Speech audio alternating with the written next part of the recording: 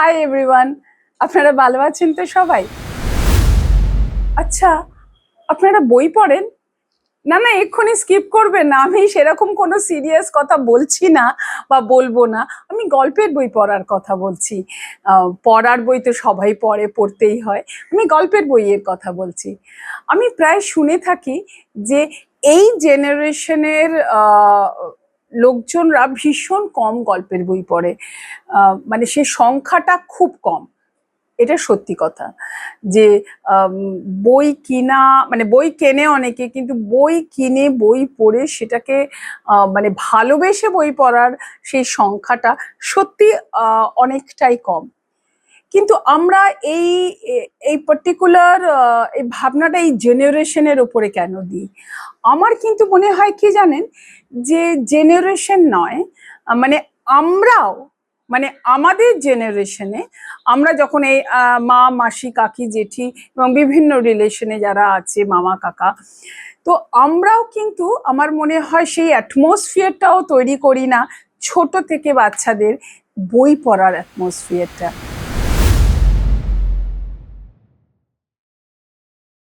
এখনো যদি কোনো বাচ্চা ছোট থেকে যখন বড় হচ্ছে, সে প্রথম কথা শেখে মা বাবার বাইরে, অনেক সময় মা বাবার আগেই শিখে যায়, সেটা হচ্ছে ফোন বা মেসেজ।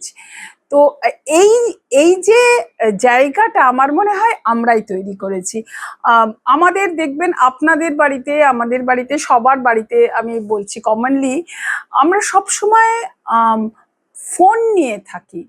ফোনে কি হচ্ছে ফোনে দেখা, ফোনে সব সময়, এমনকি যখন চারজন একসঙ্গে বসে আছি বাড়িতে তখনও কিন্তু সবার হাতে ফোন এবং সবার চোখও ফোনের দিকে। আর তা না হলে সবাই রাত্রির বেলা বা সন্ধেবেলা যখন, মানে সন্ধেবেলা না, রাত্রির বেলা যখন সময় হয়, যে যার অফিস কলেজ পড়াশোনা থেকে যখন তারা ফেরে বা বাড়ির কাজ টাজ করে যখন ফেরে শেষ হয়, তখন সবাই ওই ওটিটিতে নেটফ্লিক্স, অ্যামাজন, হটস্টার কোনো না কোনো সিরিজ দেখে। তো রাত্রিরে শুতে শুতেও তাই।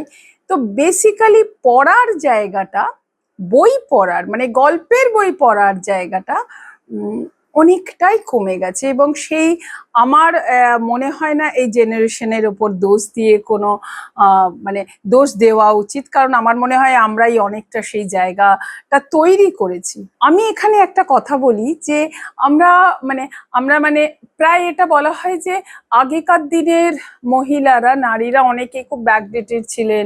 তারা তাদের মানসিকতা কিছুটা সত্যি কিছুটা মিথ্যে, কিন্তু একটা জিনিস সত্যি, যে আমাদের মা মাসিরা, আমার মা তো ভীষণ গল্পের বই পড়তে ভালোবাসতো, কিন্তু আমি অন্যান্যদেরও থেকে শুনেছি, আমার বন্ধুদের মারা বা আমার বাড়িতে, আমি সব জায়গায় যা যা শুনেছি, জেনেছি, দেখেছি, যে তখনকার দিনেও কিন্তু ওই দুপুরে কাজ টাজ সেরে সবাই দুপুরবেলা না গল্পের বই নিয়ে মা মাসিরা শুয়ে থাকতো, তারপর সেখান থেকে ঘুমিয়ে পড়তো এবং রাত্রিরেও তাই করতো। আমরা কি করি? আমরা তার জায়গায় মোবাইল দেখি।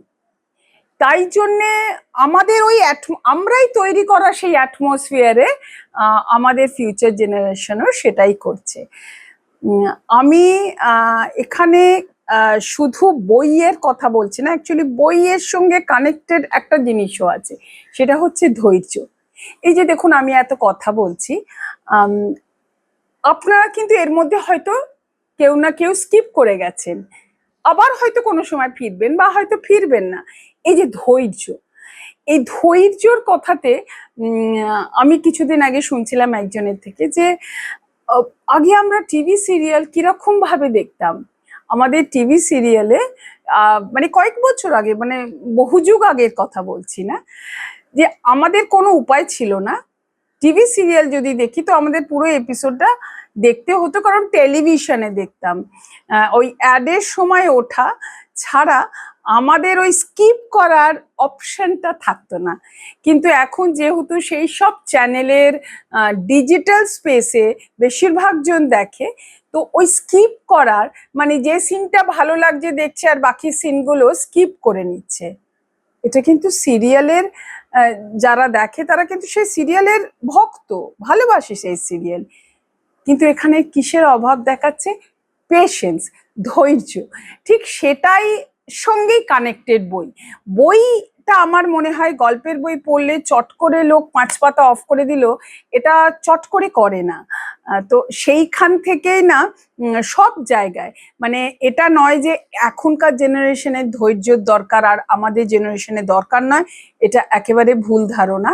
আমার মনে হয় সব জেনারেশনেরই একটা ধৈর্য দরকার, একটা কনসেন্ট্রেশন, একটা ফোকাসের দরকার। আমি একটা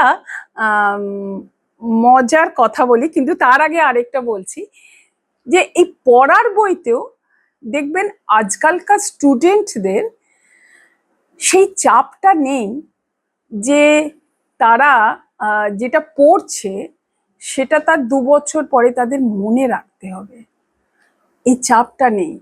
তাই পরীক্ষা অবধি মনে রাখে, রেজাল্ট হলো, তারপরে তারা ভুলে যেতে পারে, কারণ তাদের কাছে ইন্টারনেট আছে, যে সেখান থেকে তারা সার্চ করলে যে কোনো কিছু, গুগল থেকে মানে ইন্টারনেট থেকে তারা সব কিছু পেয়ে যাবেন। তাই জন্য ওই মাথার ওই চাপটা নেওয়ারও দরকার হয় না যে আমি এটা পড়ছি, আমাকে মন দিয়ে পড়তে হবে, আমাকে জানতে হবে।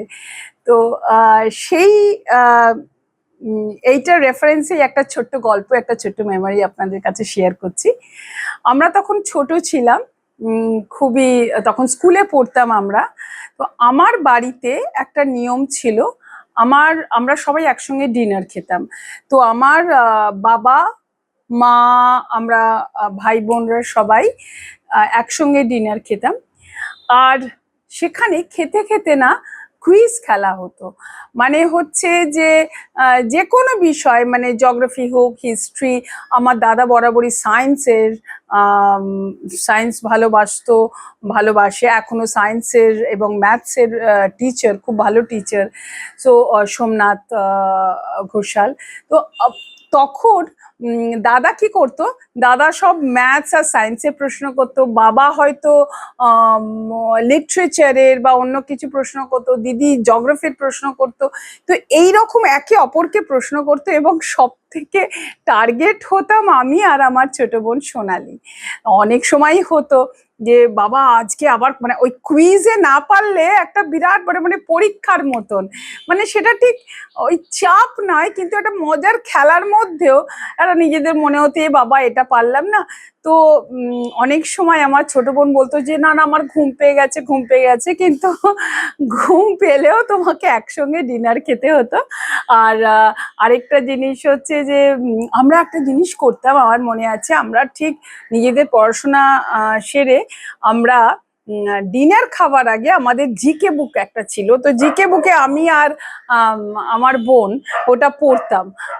তো সেই পড়ে তারপরে উত্তর দেওয়া, তো এটা একটা খুব মজার প্র্যাকটিস ছিল, এবং মজার, মানে learning through fun, literally fun.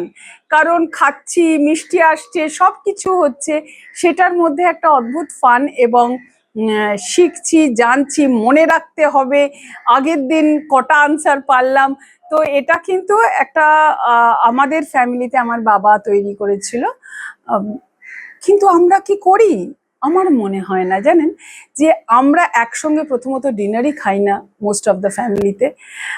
আর যদিও বা খাই, নয় আমরা টিভির সামনে খাই, আর যদি টিভির সামনে আমরা না খাই, তো তখন সেটা কি হয়ে যায় যে বেসিক্যালি তখনও অবধি ওই ফোনের কথা, বা ফোনে কি নতুন মিম বেরিয়েছে, বা অনেক সময় হয়তো একটু চাকরি বাকরি বা কথা হয়, কলেজের পড়াশোনা, কোন কলেজে ভর্তি হবে, এগুলো যে একদম হয় না তা নয়, কিন্তু লোকেদের মানে আমরা একে অপরের সঙ্গে বসে নিজেদের মানে মেমোরি শেয়ার করা, নিজেদের নলেজ শেয়ার করা, বা নলেজ নেওয়া, নতুন জেনারেশনের থেকে প্রচুর শিক্ষা, মানে শেখার আছে আমাদের জেনারেশনে, সেইগুলো আমাদের একদমই হয় না। তাই ফিরে আসছি আবার সেই প্রথম কথায়, যে আমার মনে হয় যে বই পড়াটা না সর্বদিক দিয়ে খুব লাভবান হয় সবার কাছে, পেশেন্স হয়, ভোকাবুলারি বাড়ে। এবং সত্যি কথা বলতে কি, প্রথম প্রথম সরি অ্যাগেন, যে প্রথম প্রথম একটুখানি মনে হয় যে একটু হয়তো বোর লাগতে পারে, কিন্তু যদি একটু মন দিয়ে পড়ি তো তাহলে ভালোই লাগে। আমি বিরাট যে বই পড়ি তা নয়, আবার একদম বই পড়ে না যারা সেই দলের মধ্যেও পড়ি না। আমারও মাঝে মাঝে যখন বই পড়ি, আমার তো আমার বইকে আমার বন্ধু মনে হয়, আমার প্লান্টসের আমার বন্ধু মনে হয়। So it is very good reading books and knowing various things, and not through meme and YouTube only. তো আপনারা যারা এই ভিডিওটা দেখছেন, এই এপিসোডটা দেখছেন, মিতু_স্পিক্সের এই নতুন এপিসোডটা দেখছেন, তারা প্লিজ সাবস্ক্রাইব করুন এবং আমার সঙ্গে কমেন্ট করুন।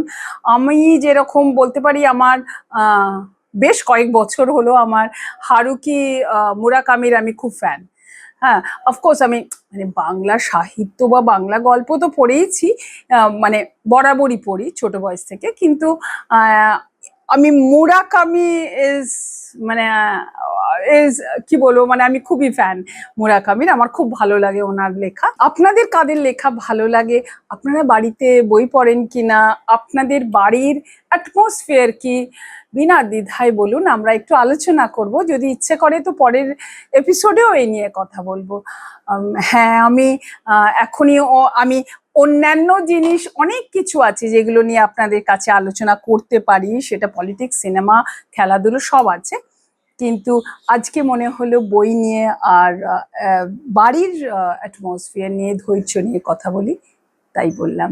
সাবস্ক্রাইব করুন মিতু_স্পিক্সে। বাই।